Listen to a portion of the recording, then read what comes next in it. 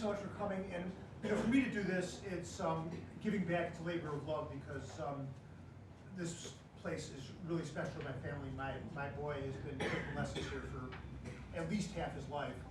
But and I live in the neighborhood, and it's such, as you all know, such an amazing asset to the neighborhood that to give something to it is a privilege. My colleagues, on the other hand, Rong-Yan, Melanie, and Loren, they live in the distant Wicker Park in the western suburbs. If I didn't drag them here, they'd have no way of knowing this place existed.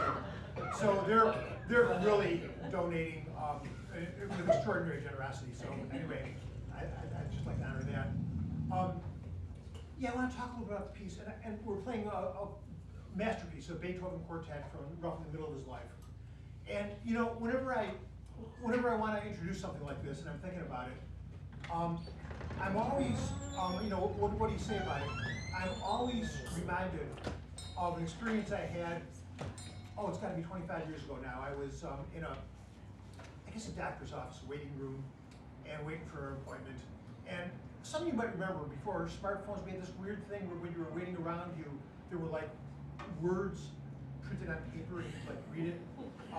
So I was sitting there, there was like a Sports Illustrated magazine. And I was thumbing through it, and there was like this item early on in it where a bunch of prominent young athletes I forget who, were asked, they were given like a questionnaire, and they were asked like, what's your favorite food, what's your favorite TV show, what kind of car do you drive? And one of the questions was kind of out of left field. It was, who's your favorite classical musician? And one guy, his answer was nobody. And actually, that was probably the best answer, because the other two answers were Otis Redding and Frank Sinatra.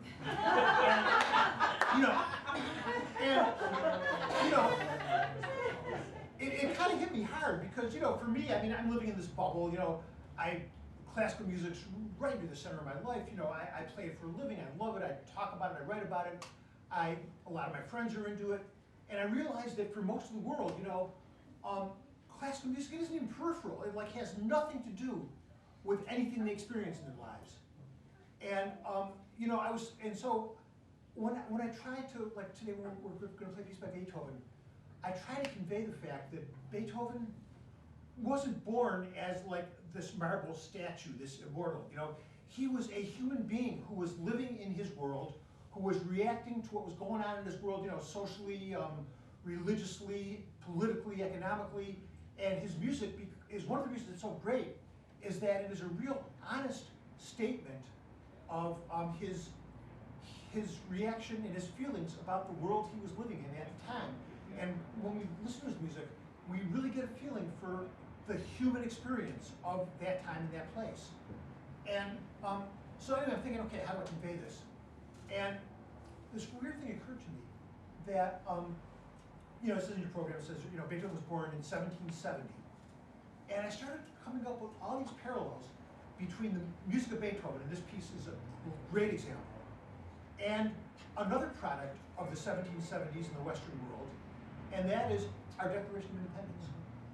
And I started thinking more and more about it, and we think of the Declaration of Independence as this, audacious, outrageous, revolutionary document. We're telling this powerful empire to go take a hike, and it's got this anger and this defiance in it. And the popular image of Beethoven is this guy with this glowering guy, who always seems to be going through like the bad hair day from hell, and he's got serious anger management issues. And that's our image of Beethoven too. But there's another side to it. There's another side of that coin, kind of a paradox, and that is that they were living.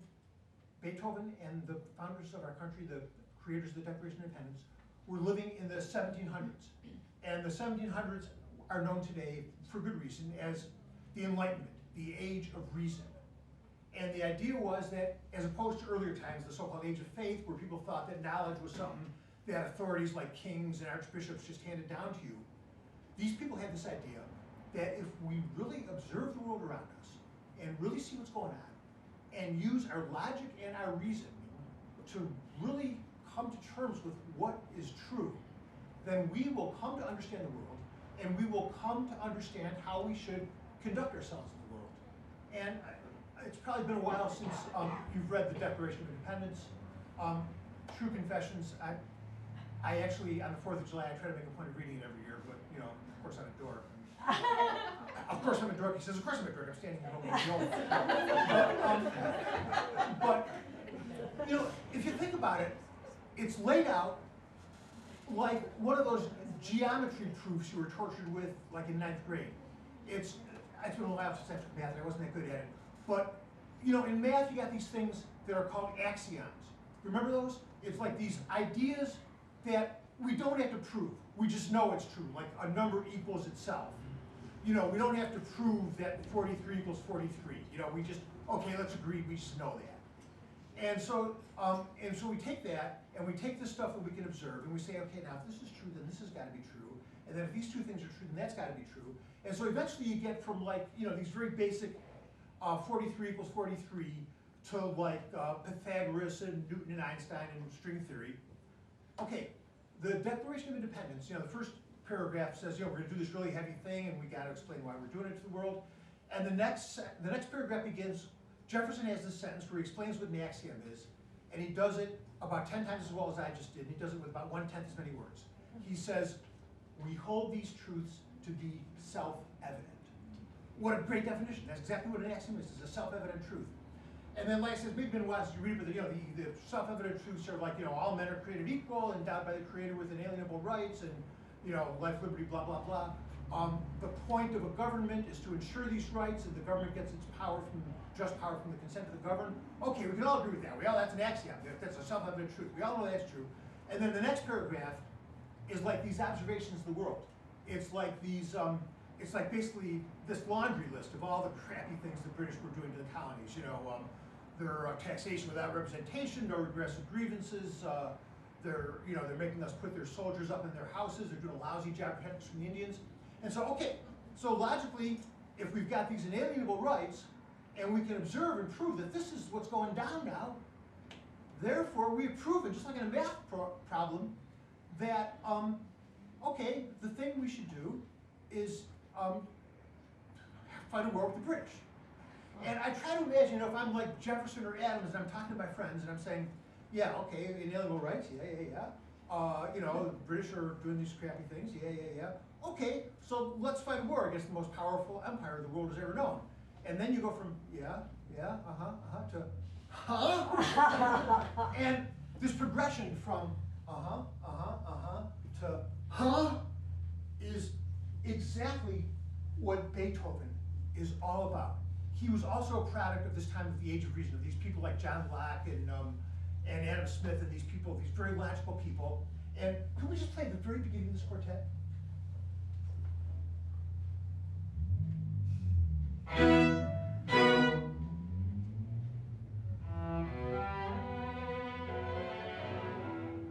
Okay, now one problem with Beethoven is it's been around so long, we sort of lose track of just how bizarre it is. You know, when Beethoven was writing this stuff, a much more common way to begin a piece was, you know, you wanted people to think, okay, you're going to enjoy this, come along with me, it's going to be fun, it's going to be pleasant, it's going to be enjoyable. And so they would begin with like a nice tune, you know, a beautiful melody, like a Haydn quartet that was written just a few years before this begins.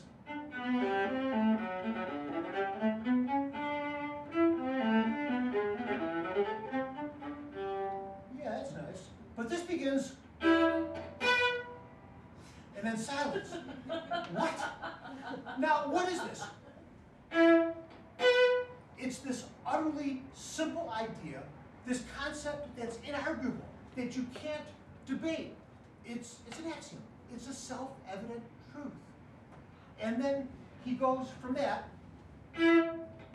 he takes this very simple idea, and just like the people of the Age of Reason, he says, okay, what are the ramifications? What does this mean? We can go from here to here. Maybe we don't have to go so directly. Maybe we can take a scenic route. The next thing that happens after this weird bar of silence is same two notes, but now you're getting there by the scenic route. There's a ramification. And then, okay, we've gone from here to here. How do we get back? Okay, let's take those first two ideas. The axiom and and the scenic root version of the axiom. He's like a scientist experimenting this total 18th century age of reason, and he turns them over and he examines them and he considers everything about them. We're going to skip ahead to a part much later in the piece where he takes this idea. Thanks. I'll meet that later. Yeah, I've got to learn. And he says, okay, let's see what harmonies we can put under it. What if we play it softly instead of loudly? What if instead of this weird silence, we fill that space with a long note? And then he takes another idea, the scenic root version. And as I said, the Age of Reason felt that we could arrive at truth with dialogue and debate. And there's this amazing passage where we take that three-note thing, and Melanie and I, the second violin and viola, toss it back and forth. We have a discussion about it. I have one idea, Melanie has another idea, and there's this conversation about it. Let me find it first. Thank you.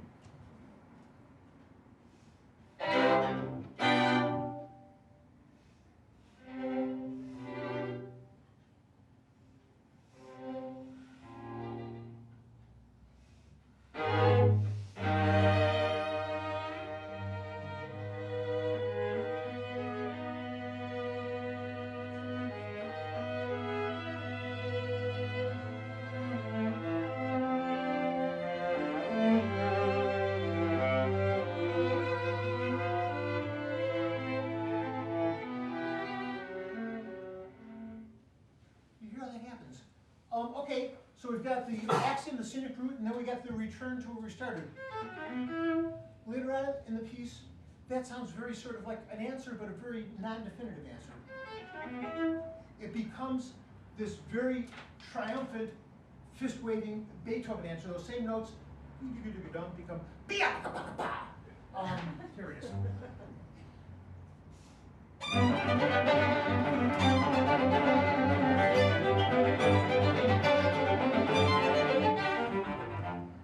Okay, now I'm going to get a little bit into the arithmetic of music now.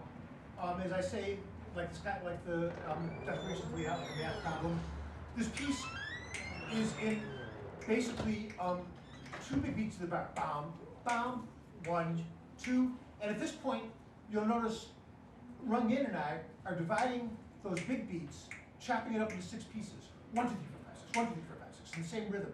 Can we just play that once, Rong-Yan? Right at the second part, yeah, this part thing.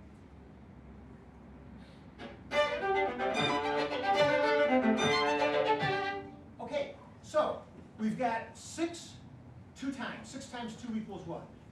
Give me some help here. 12. Yeah, okay. Great, I was trying to go to the blackboard. Okay, now, okay, very simple arithmetic, but it occurs to Beethoven that if you're going to chop the bar up into 12 pieces, it doesn't have to be necessarily 2 chunks of 6. 1, 2, 3, 4, 5, 6, 1, 2, 3, 4, 5, 6.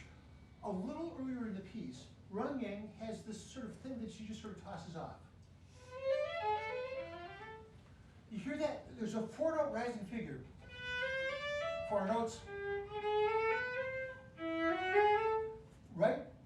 1, 2, 3, 4. 1, 2, 3, 4.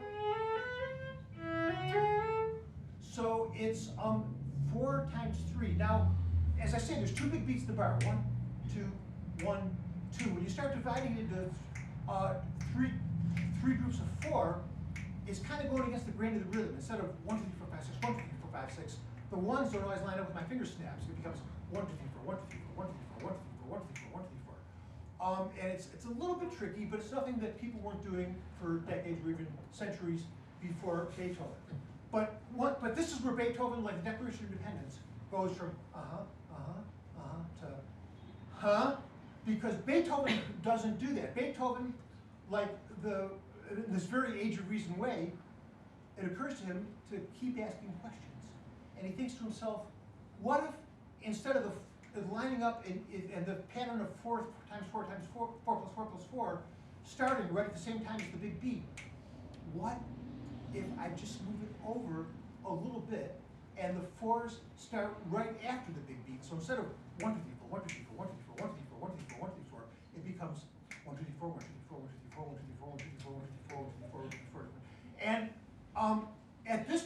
he's not just against the grain, he's basically declared war on the basic rhythm of the piece.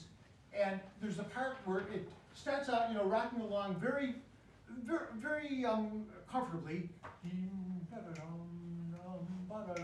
and it's like this really unpleasant monster picks us up and puts us into this Maytag washing machine on churn cycle. Instead of we're all of a sudden, and it's actually really hard to play, but we frequently do it right. We need to practice.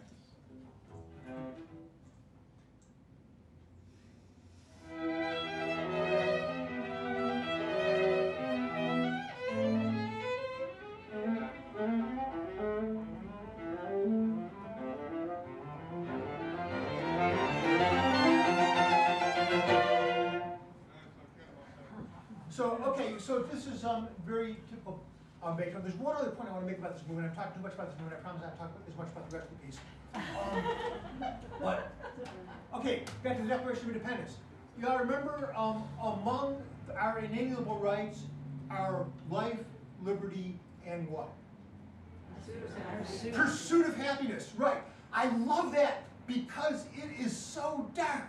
You know, think about it. Yeah. I mean, like a cloying Hallmark card would be, I love you and you're wonderful, you deserve happiness and you'll get all the happiness you deserve. But that's not what they say. They say you're entitled to the pursuit of happiness.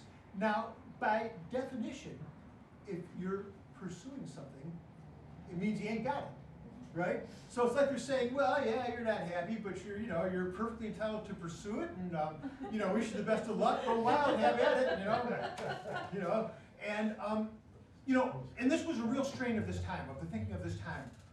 You all remember Calvin's Tiger Hobbes? Thomas Hobbes was a great thinker of this time, and he must have been loads of fun at parties. He was this incredibly pessimistic guy, and you know the great line, life is nasty, brutish, and short? That was this guy. And he felt that the idea of creating a society that's just and benevolent was basically hopeless, because he said that inevitably power is going to accrue more power, and wealth is going to accrue more wealth, and everybody else is going to be hung out to dry. And luckily, but nothing like that is happening.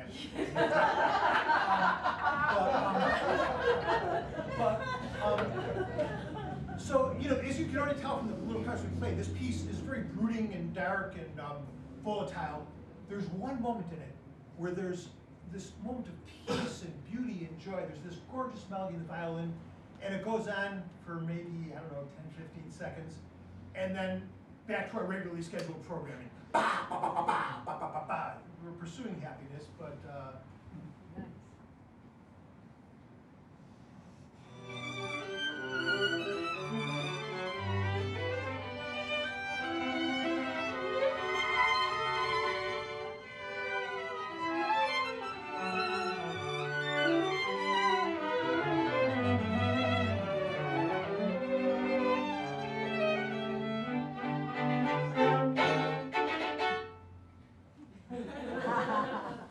so, okay, enough about the first movement. The second movement, can we just play the very beginning of the second movement? I love this music, and it's a totally different feeling. Can we just play the beginning of it?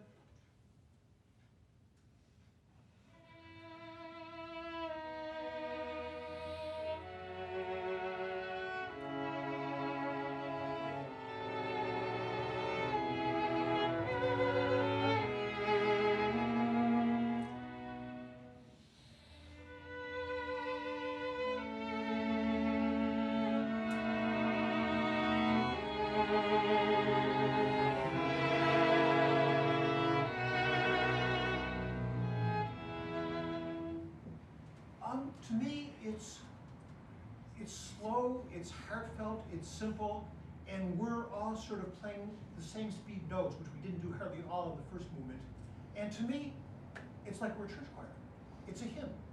It's a very deeply felt hymn, which brings us to a really interesting issue, which is Beethoven and religion. Beethoven was baptized a Catholic as a baby, and but as far as I can tell, there's no record of him ever showing up at a church in his adult life. There's a famous story about him, and I've seen it in so many places that I actually believe is probably true, that when he was on his deathbed, and the priest his friends called in a priest to give him his last rites, and he got his last rites, they went through the whole tradition and ceremony, and then Beethoven said, there's a Latin phrase that's attributed to, I think, Augustus, one of the Roman emperors, and when the priest finished, Beethoven said this Latin phrase, which is, let us applaud, my friends, the comedy is finished. Okay, that's one side of Beethoven. On the other hand, in his opinion, he's, as I'm record saying this more than once, the greatest piece he wrote in his own view was a setting of the High Latin Mass he wrote near the end of his life, the Missa Solemnis, which, is it his greatest piece? I don't know, I certainly wouldn't argue that it is, but whatever. I think it's impossible, I think you'll all agree with me, it's impossible to hear this music, Missa Solemnis, and conclude that these words and these rituals had no meaning to him.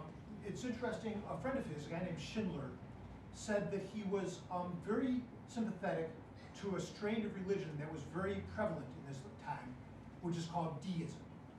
And the idea of deism was that they believed that there was a God, but they thought that there's no way you're going to discern the nature of God through dogma or revelations. I mean, the burning bush, or the angel coming and telling Mary that she's going to have a very unusual pregnancy.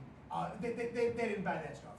But they thought that man, with his reason and his logic and his ability to observe the world around him, could come to understand something of the nature of God. And as I say, it looks like Beethoven had some sympathy for this view. Would you just play, the next thing that happens in this piece is this. Would you mind playing this?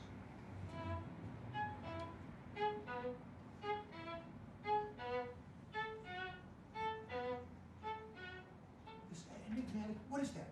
Bum, bum, bum, bum, bum. It's a human heartbeat. This is clearly Beethoven saying that his idea of what is holy is very much bound up in the human experience, which is kind of what the deists were saying. Very interesting. And there's, and this is, a lot of the people that created our country were deists. Jefferson himself, Washington to some extent, Benjamin Franklin, Thomas Paine. And, it's really interesting in the Declaration of Independence, some idea of God is mentioned 3 times, and it's referred to in 3 different ways. In the first paragraph, they say nature's God. The second paragraph, they say the Creator, capital C. And the last paragraph, they say divine providence. So, they never say Jehovah or Jesus or Buddha or Allah. They say, okay, there's something out there, but we can't even put our finger on what to call it. And it's interesting, Beethoven, late in his life, after this quartet, wrote a piece, one of the great moments, one of his late quartets. He calls it a holy song of thanks to the deity, a German word Gottheit, which literally kind of means godliness. That's as close as he can come. There's more. I want to play one more little passage of this. Loren and I have this beautiful thing just a little later in the piece that goes like this.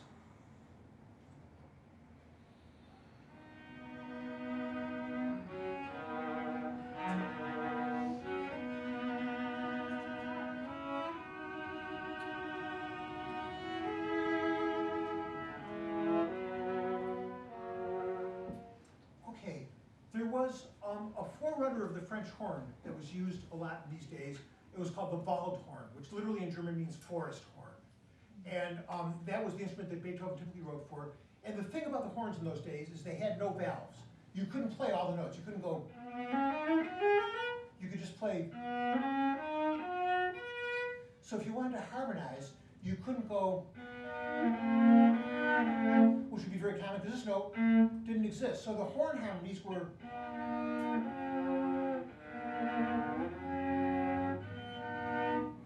And that's exactly what Beethoven utilizes here. And I think, and you should know that Beethoven was, religion was, not religion, I'm sorry, nature was his great solace. He would tramp around for days at a time in the Vienna woods, and it was where he could go and not be stressed. And religion and nature was a holy thing to him. Maybe his most beautiful symphony is called the Pastoral Symphony. It's a depiction of nature. And we're going to play this again, and we're not the only thing that's going on here. You'll hear Rong-Yan, this violin line, just sort of soaring to the heavens. I mean, you can just see Beethoven just being totally, just kind of blissed out by nature in this passage.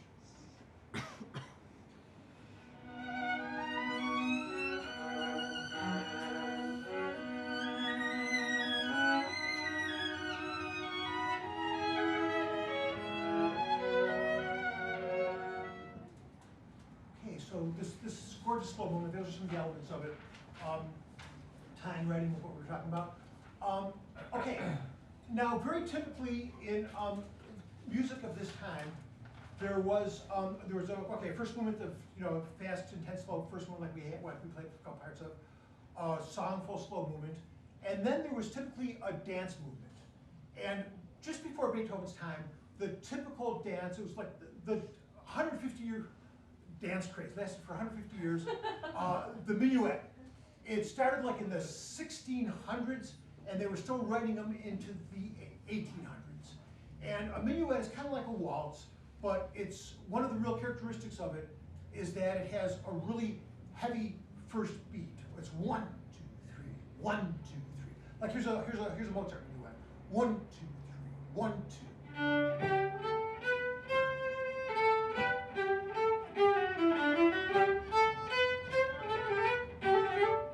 1, 2, 3. And so what Beethoven did, and was his first innovation, was to take this minuet and put the VCR on fast forward. Instead of 1, 2, 3, 1, 2, 3, he started going 1, 2, 3, 1, 2, 3, 1, 2, 3, 1, 2, 3. Beethoven's 9, 1, 2, 3. Still heavy first beats. 1, 2, 3, 1, 2,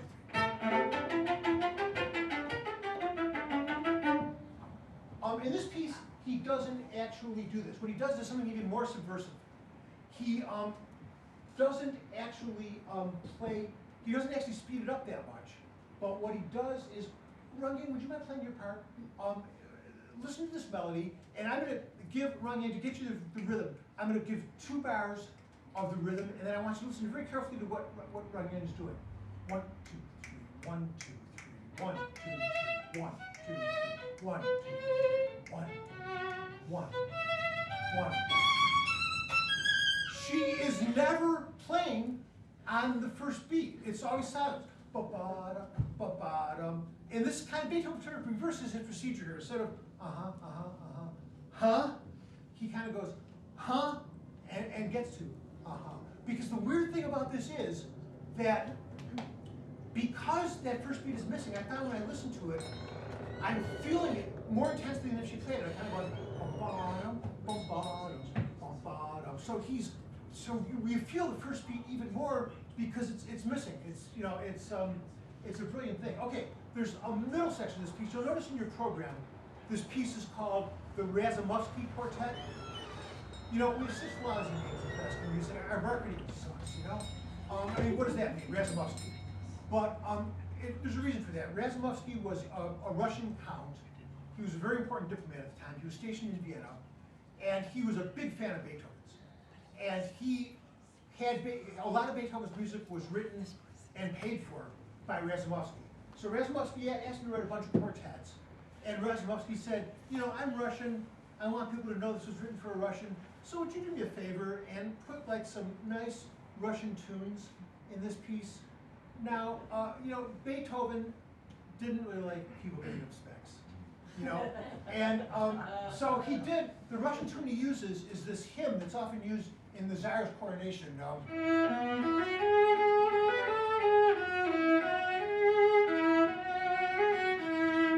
But instead of this grand tune, this is how he treats it.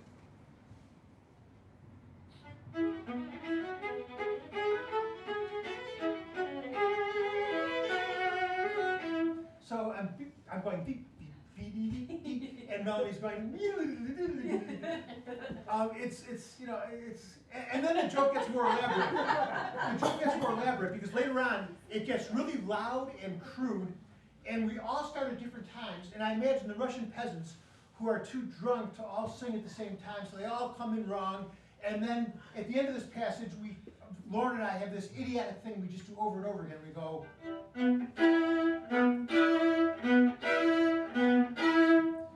here, listen to this.